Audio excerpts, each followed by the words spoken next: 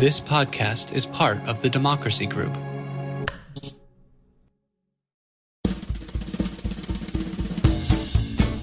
Welcome to Outrage Overload, a science podcast about outrage and lowering the temperature. This is episode 85. I think the deepest existential risk from this is that the thing that's best at capturing a human being's attention is going to be to show them an individual reality that confirms their worldviews. That's going to be so different from the thing that would confirm our shared sense of reality. So you can think of Facebook, like they gave it this innocuous, naive goal of like, let's engage people the most. And then that thing is taking entire societies and putting them through a paper shredder, where out the other end you get basically filter bubbles and echo chambers where people don't have shared facts and agree on the same reality. That's like, I think, the deepest part of this problem. That's technology design ethicist Tristan Harris, putting a fine point on the problem of systems built to keep us engaged and how they are actually dismantling our shared reality. The end result is an information environment so polarized and confusing that, as our guest mentions later in the episode, approximately 80% of the population simply gave up on the news because they couldn't figure out what the truth was. And that's what we're going to talk about on this episode of the Outrage Overload podcast. I'm your host, David Beckemeyer, and we're speaking with a leader from a company that believes that when you change how people get their information, you can change the world. They set out to build a platform that serves us, the user, rather than making us the product, by giving users full perspective, protecting their privacy, and allowing them to think for themselves. Kristin Jackson is the CEO and co-founder of Freespoke, a privacy-focused search engine prioritizing transparency and balanced viewpoints. A seasoned tech entrepreneur and Republican policy expert, she previously served as a director for the U.S. House Committee on Foreign Affairs and as a domestic policy advisor for Scott Walker's presidential campaign. Freespoke is one of the few platforms with its own unique index of the web, and it is specifically engineered to counteract the bias and volume that pollutes our feeds. Their goal isn't to tell you what to think, it's to make sure you see the full story, left, right, and middle, side by side, so you can draw your own informed conclusions. Ultimately, this work is about nothing less than strengthening our civil society. As she puts it, their mission is to foster a Ginsburg-Scalia environment, where strong, smart people can hold completely different viewpoints, but by being forced to grapple with each other's arguments, they make their own arguments stronger, leading to a better outcome for all of society. Stay with us as we discuss how to opt out of the outrage machine and how a different kind of information platform can help you feel informed and not manipulated. Kristin Jackson, thank you so much for making time for our program. It's great to be here. Looking forward to it. Yeah, so since we are we're not a video podcast and we're not a slide deck, we're not going to do screenshots, we have to at least explain to people a little bit what the tool is. So tell us a little bit about what Freespoke is and some basics of how it works, at least from a user's interface perspective, and then so people can have some context for what we're talking about here today. Yeah, great. I'm going to start with our why in just one sentence and then tell you the details of how it works. So why is we, you, me, your listeners, we're alive in this moment in time to protect humanity's ability to access and think for yourself. This is a unique moment with Google kind of on the decline or the traditional search and information changing into the AI future. We're here to grab this moment. And that's what Freespoke, this Freespoke tool, is all about. We are your content assistant that's serving you. Already feels a little different than your other content assistants because you don't know if they're serving an advertiser or another interest. So this is a content assistant serving you in 3 distinct ways. Always showing you multiple perspectives, fully protecting your privacy, and we are pornography free. So just a little more detail on those 3 points. The first one, full perspective. You're always going to see left-leaning, right-leaning, and middle perspective side by side. You're going to get the mainstream and the non-mainstream view, so you can see it all right there. You can think for yourself. In that full perspective, we're the only platform that allows you to have podcasts tuned to the moment in the podcast where they're discussing what you searched for. So that people like that for that independent thinking and that deeper insight, like your podcast today that goes deeper. So that's a full perspective. Privacy is a game changer. When your privacy is protected, you're actually the customer. and not the product. So that's a core element for us. And I don't know if we'll get into the pornography situation today. That kind of came later in our mission. We blocked it from day one because my business partner said to. We learned about a lot of the harms going on there and said, this doesn't really serve humanity in an information space. We're just not going to include it. Yeah. And if people want that stuff, they know how to find it. It's out there. They don't need your tool for that. Exactly. So tell me a little bit about how you actually present, this, how do you visually sort of distinguish the left, middle, right sources, and in an attempt, perhaps maybe you don't do this, but in an attempt to sort of not trigger people's kind of immediate defense mode? Yeah, it's my favorite thing. So on the technology side, what we've seen, because we have our own unique index, so we're not using Google's index or Bing's index. So we index the web. And what we see is in any 30-day period, about 3 times more left-leaning content comes into that index than right-leaning content. And that's simply because of volume. There's just large publishers that lean left and they produce content constantly.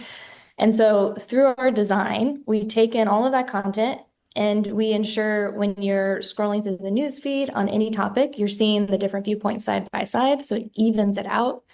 In your search results, if you search for a topic, same thing. You're going to see the right perspective, the left perspective. If there's other perspectives that don't fit into that box, that's going to show up in your AI overview. And then you can see those articles labeled left or right. Excuse me. So you can explore yourself. How do we label is the main question. Let me just speak to that real quick, and I'd love your follow-up.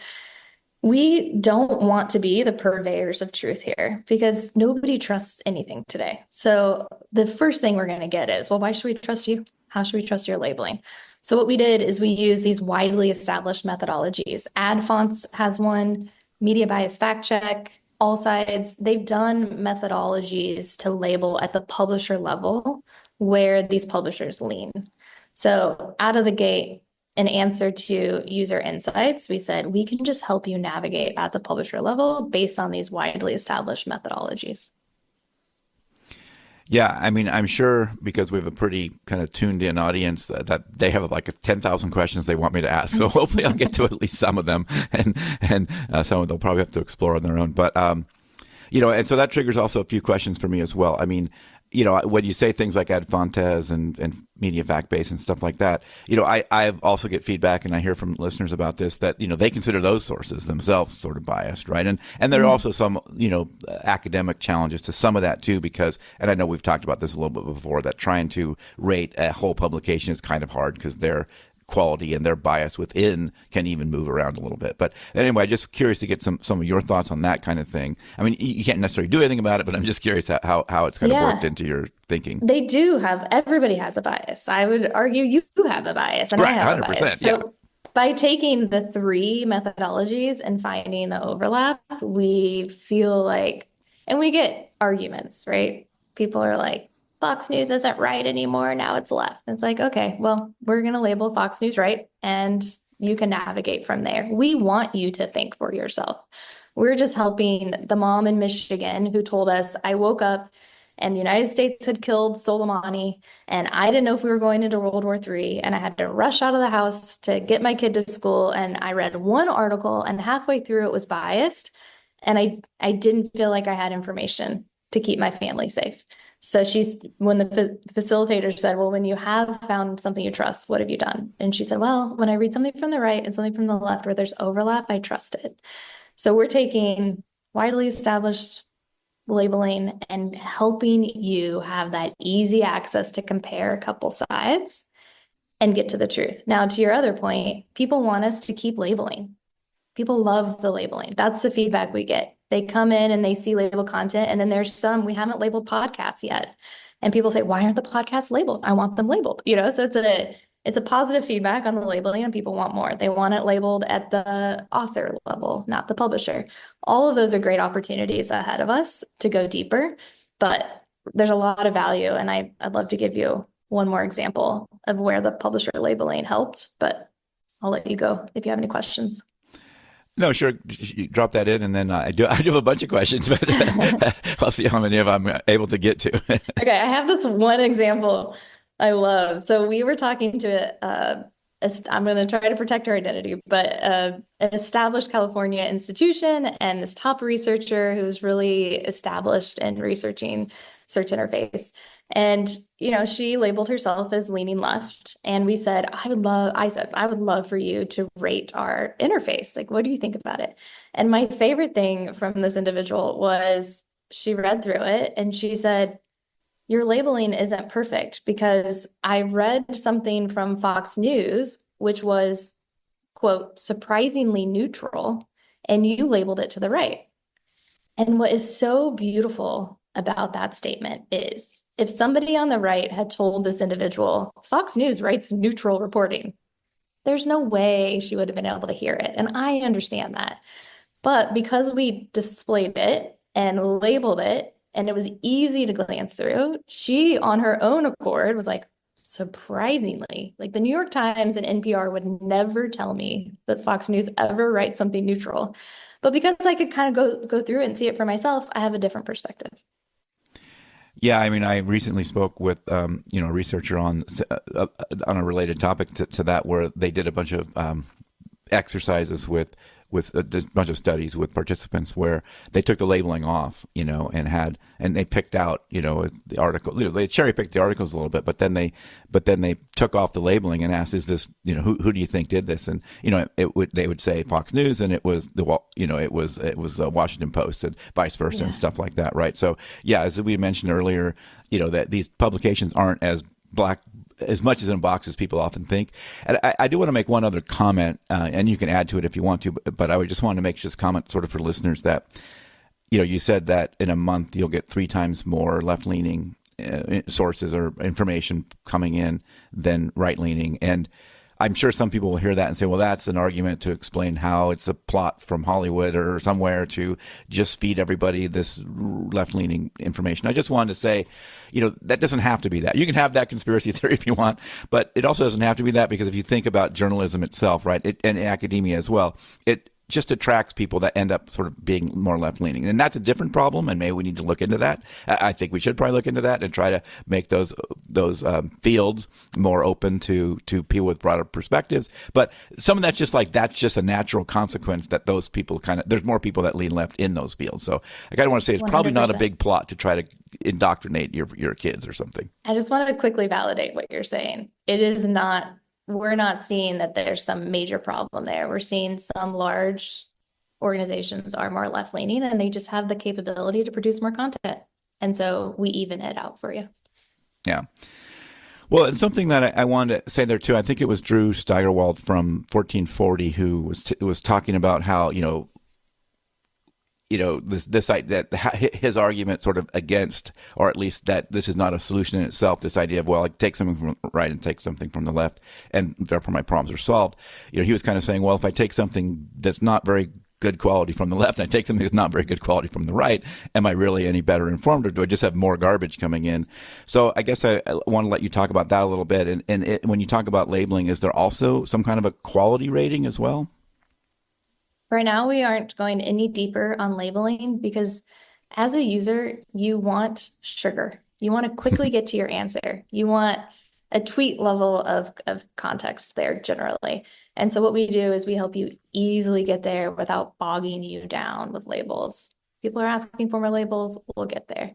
But why you can navigate through, it helps you navigate through that maybe lower quality faster is because you're going to ask a question and you're going to get an AI overview.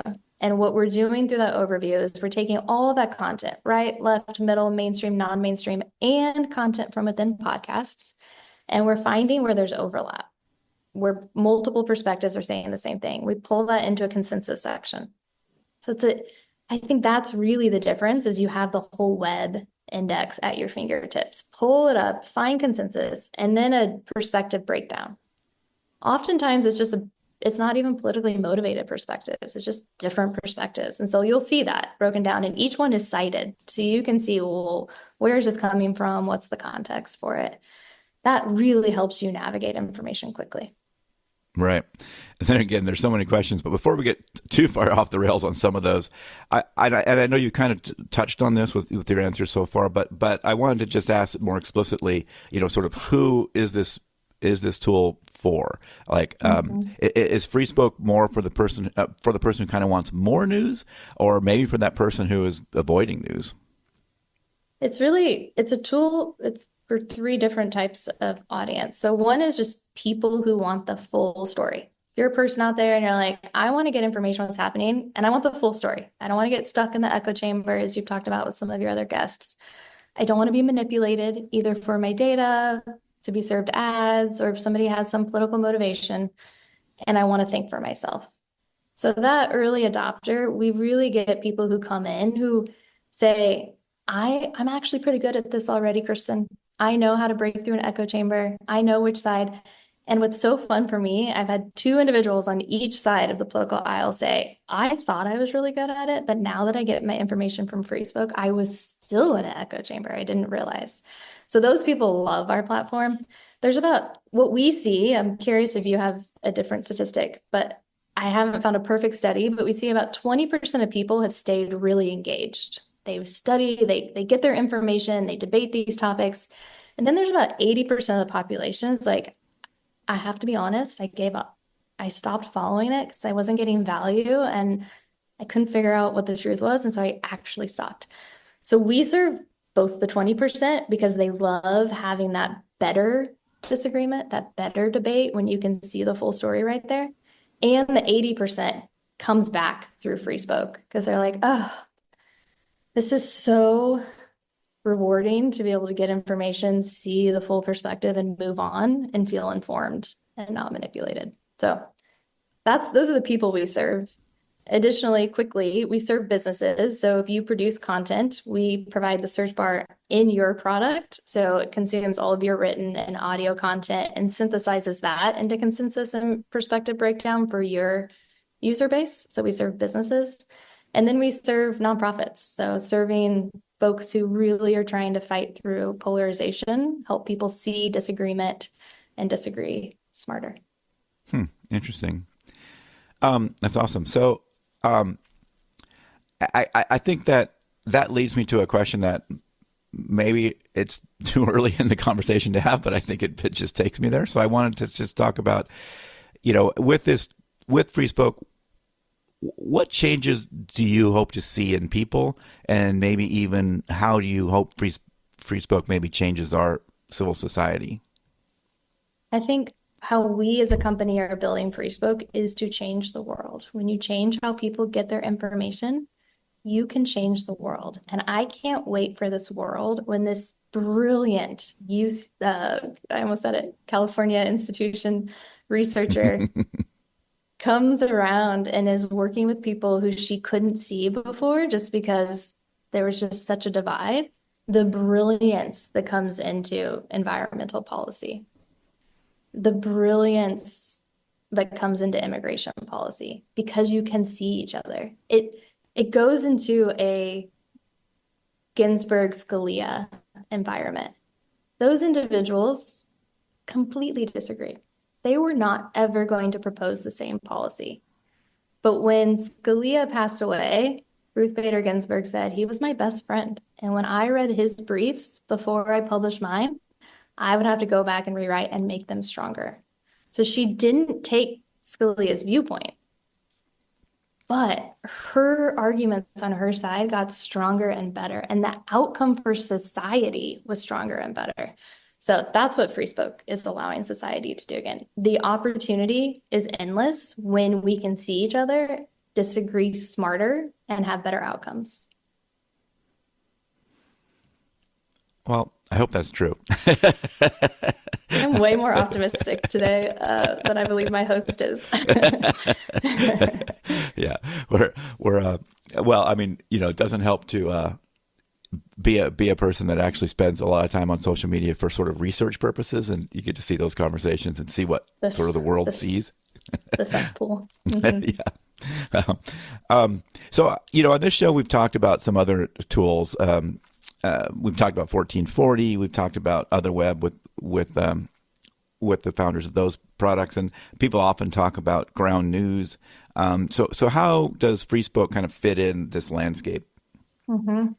What It's very similar to 1440 and ground news in that you're going to be fully informed to have the full story. The benefit on top of those great tools at Freespoke is you can search for anything at any given moment. And particularly if it's hot in the news and you're trying to be like, oh, well, this just happened. How do I think about this? You have that full web index at your fingertips, brought into retrieval augmented generative AI, technical term, but you have your full AI overview. And so we're really serving you real time on any topic you're looking for versus those other tools that have a little bit of lag and need that human to step in and get it set up for you. Yeah, well, since we brought up breaking news, I mentioned before that this might make this episode a little bit less evergreen, but I think as we mentioned, these moments will, I think, still be in people's minds. But I can't help but talk a little bit about the shootings by federal agents in Minneapolis. And we've got one of these, some people call this sort of a scissors situation, right? Where you've got one side, the federal agencies are claiming that the victims were domestic terrorists and that the agents fired in self-defense. And then you've got people looking at videos, independent experts, and state officials that are suggesting something entirely different. I was mentioning before we started recording that, that I'm in a tough place with this most recent shooting in terms of this kind of work. And I'm literally asking, like, is this a way I should be spending my time? Am I getting anywhere? Am I doing any good? And you were much more optimistic about that. So tell us a little bit about that. Give us some of that optimism. Pass that on a little bit. Yeah, for better or worse, we are going to have really difficult topics to navigate. I mean, we have in our history had very difficult topics to navigate, from, Martin Luther King's assassination to John F. Kennedy's assassination, right? Like, we've had huge monumental challenges as a nation, and it's not going to stop. We've had COVID, where people are trying to get information. We have tragedies happening in Minnesota where people are trying to get information. And we can't lose you and your passion for making sure people have access to information that is quality, that shows, as a nation, there's different viewpoints. And from our very beginning, our philosophers and our founding fathers had differences of opinion. That's what makes us great. And if you can't access those differences of opinion and debate them intelligently, we can have a free public square. But if you don't have a public library to go have an informed debate, that public square is wasted. So you stepping away to go fight on one side is part of the problem. What you are doing for humanity is saying, we need inspired debate like our early philosophers, our founding fathers, and our Supreme Court justices laid the ground. And I am here to make sure you have it and we debate well for the future of humanity. And it's a great opportunity right now in this moment to deliver that. That's great. So I want to ask kind of a practical question. You mentioned before that the users of this service are not the product. So, you have the Googles of the world who, are funded by, make massive amounts of money because of the ads they put in those. They still make a lot of money from those click ads, believe it or not. And it's still a big source of their funding, and it keeps that service operating. So from a practical perspective, what's going to keep this service operating, and how can people help with that, or where's that stand? Yeah, it's really a belief from day one that we have to serve you as the customer, and that's how we're going to shift society. So when you pay for Freespoke Premium, you will get a completely ad-free experience, and then you get additional services on top. But out of the gate, you can use Freespoke for free, freespoke.com. You can download the app and look for the fine print so you don't have to pay. And you're going to get the full experience. You're going to see full perspective, but you're going to see privacy-oriented ads. So DuckDuckGo paved the way there and said, you can make some revenue off ads that aren't tracking you around, but you search for lawnmowers and you got a lawnmower ad. And when you pay to be the customer, that goes away, and you get more personalized experiences because you're actually getting served as a customer. We have the benefit of building on the back of giants. So we had already built our full index. We're really well positioned to take advantage of this moment in time of AI where it is being subsidized by investors to jump ahead and provide this service to where we don't have to generate billions next year in order to start to break even. So it's a huge opportunity for your listeners to say, I do want to pave this future. I do want an information platform that serves me as the customer. And I want to bring to life what Google's founders always wanted. If you read the white paper that Sergey Brin and Larry Page wrote in the year 2000, they said you cannot monetize information platforms through ads. It will be biased towards advertisers and hurt consumers. They put that out there. You can see it today. And they just didn't innovate on the business model. And what they said came true. So if you want to be a part of that future, then pay for Freespoke Premium so we can pay for that future. Awesome. So we can find it at freespoke.com, and it's available to anybody? It is. Yep. Check it out today or in your app store. Awesome. Oh, and there's also apps. Okay. Awesome. Mm-hmm. Great. Well, again, Kristin Jackson, thanks so much for making time for us. And I'm sure I didn't get to all the questions my listeners want to ask, but hopefully they'll be able to figure it out by using the tool. Yeah, you can send me a happy email or hate email. I'll take either one at Kristin@freespoke.com. I'd love to hear. Awesome. Well, again, thank you so much. I really appreciate it.